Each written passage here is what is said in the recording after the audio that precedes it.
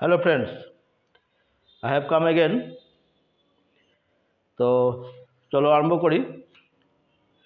আগে যে ট্রান্সলেশনগুলো দিয়েছিলাম সেটা কারেকশন করেছি, তারপরে 12 থেকে এতদূর পর্যন্ত করতে দেওয়া ছিল। আশা করি তোমরা কেউ কেউ করেছো। যদি করেছো তাহলে মিলিয়ে নাও, আমি এখন বলছি। আচ্ছা দেখো, এখানে লেখা আছে প্রথমে যে আমি সভায় অনুপস্থিত থাকবো।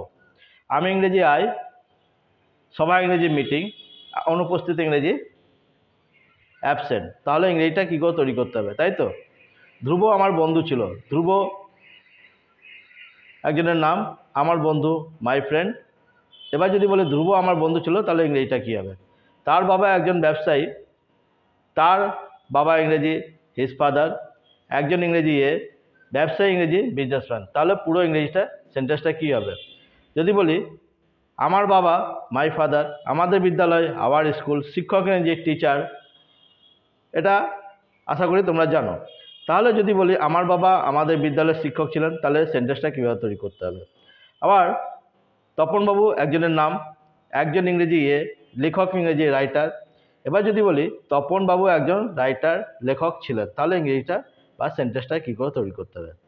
তো আশা করি এতদিনে তোমরা যে ইংরেজি সেন্টেন্স তৈরি করতে হয় তার যে নিয়ম সেটা বুঝতে পেরেছো।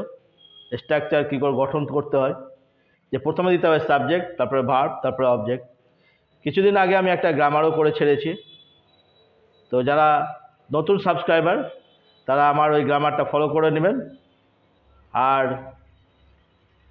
যারা বুঝতে পেরেছো তারা আশা করি বুঝতে পারছো। তো এবার কারেকশন করছি, চলো দেখো।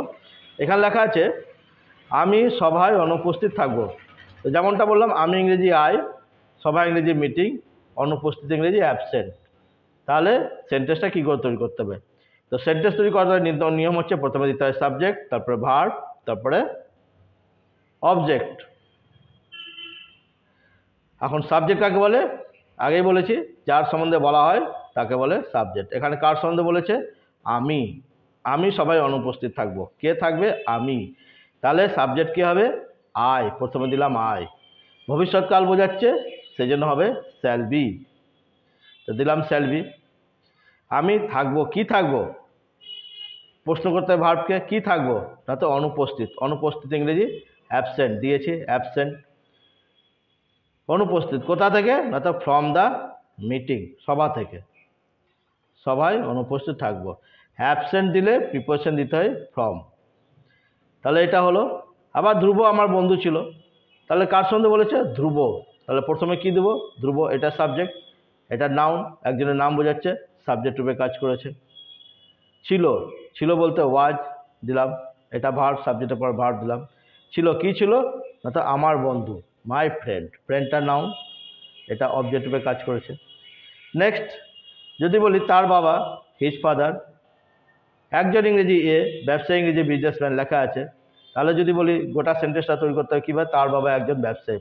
এখানে present tense, past tense, future tense তিনটে একসঙ্গে মিশিয়ে দেওয়া হয়েছে, যেটা আমরা আগের চ্যাপ্টারগুলোতে করেছি। এবার মিশিয়ে দেওয়া আছে বলে আমাদের হয়তো বুঝতে অসুবিধা হবে, কিন্তু অসুবিধা কিছুই না। এটা প্রেজেন্ট টেন্স, তাহলে যদি বুঝতে না পারছো তাহলে প্রেজেন্ট টেন্সে চলে যাও, যে রাম একজন ছেলে, রাম একটি ছেলে। হ্যাঁ, সে একজন শিক্ষক। কিভাবে করেছি? এখানে যে তার বাবা একজন ব্যবসায়ী, মানে তার বাবা হন একজন ব্যবসায়ী। তাহলে এটা প্রেজেন্ট টেন্স। তাহলে কার সম্বন্ধে বলেছে? তার বাবা। তাহলে প্রথমে কি দেবো? হিজ ফাদার দিলাম, এটা সাবজেক্ট। হিজ ফাদারের পর কি হবে? সাবজেক্টের পর কি হয়? ভার্ব হয়। কাকে বলে ভার্ব? যে ওয়ার্ডের দ্বারা হওয়া বোঝাবে। এখানে এখানে হওয়া, এখানে ছিল বোঝাচ্ছে, এখানে থাকবো বোঝাচ্ছে, তাহলে এগুলো ভার্ব। এখানে হওয়া বোঝাচ্ছে, তার বাবা একজন ব্যবসায়ী, মানে তার বাবা হন একজন ব্যবসায়ী।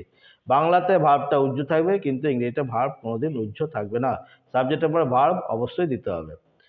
তাহলে তার বাবা একজন ব্যবসায়ী যদি বলছে, তাহলে হিজ ফাদারটা হলো সাবজেক্ট, হিজটা ভার্ব, হন কি হন? না তো একজন ব্যবসায়ী, বিজনেসম্যান। বিজনেসম্যানটা নাউন, অবজেক্ট রূপে কাজ করেছে।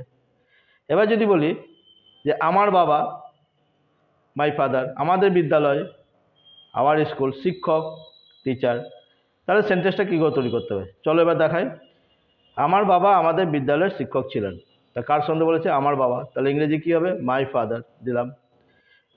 সাবজেক্ট ছিলেন বলেছে, তাহলে ওয়াজ কি ছিলেন না, তো দ্য টিচার শিক্ষক। কোথাকার? আমাদের স্কুলের, অফ আওয়ার স্কুল। বোঝা গেল? My father was the teacher of our school. আচ্ছা, তপনবাবু ইংরেজি, তপনবাবু একজনের নাম, একজন ইংরেজি লেখক, ইংরেজি রাইটার, সবাই জানে। তাহলে যদি বলি এবার তপনবাবু একজন লেখক ছিলেন, কি হবে? সাবজেক্টকে বার করো, তপনবাবু সম্বন্ধে বলেছে, তার প্রথমে কি দেবো? তপনবাবু দিলাম সাবজেক্ট। এবার কি দেবো? ভার্ব। কি ভার্ব? তাতে ছিলেন, তপনবাবু ছিলেন, তপনবাবু ওয়াজ। ভার্ব হলো কি ছিলেন না, তো একজন লেখক, রাইটার। তাহলে বোঝা গেল। এই 5টা দিয়েছিলাম আগে করতে, তো 5টা আমি করে দিলাম। এখন তোমরা যারা করেছিলে তারা মিলিয়ে নেবে, কারেকশন করে নেবে, আর যারা করোনি তারা বুঝে নেবে, বুঝে আবার না দেখে করবে। নেক্সট আমি এই 5টা দিচ্ছি। এখান থেকে ছেলেটি খুব ভীতু ছিল, আর এই ছবির ছেলেটি খুব দুষ্টু। এই 5টা দিয়ে রাখলাম, এই 5টা করবে। হ্যাঁ, আর যখন নেক্সট আমি কারেকশন করে দেবো তখন তোমরা বুঝবে, বুঝে করে নেবে, কারেকশন করে নেবে। তো আশা করি ভিডিওটি ভালো লাগবে তোমাদের। তো সকলকে youtube.com রণজিরাম চ্যানেলে স্বাগত জানাই। এখনও আমার নতুন সাবস্ক্রাইব কিছু হচ্ছেন, তাদেরকে খুব স্বাগত জানাই। তারা দেরি করে এসেছেন, কিন্তু এসেছেন। তো আমার যারা এখন বুঝতে অসুবিধা হচ্ছে, তারা আগেকার ভিডিওগুলো দেওয়া আছে, সব সার্চ করে দেখে নেবেন। আর যদি আপনাদের ভালো লেগেছে চ্যানেলটা, ভিডিওটা, তাহলে যেমন লাইক করছেন লাইক করবেন, শেয়ার করবেন, আর অবশ্যই সাবস্ক্রাইব করবেন। আর নিজের সঙ্গে অপরকেও বলবেন সাবস্ক্রাইব করতে। নমস্কার, ধন্যবাদ, থ্যাংক ইউ।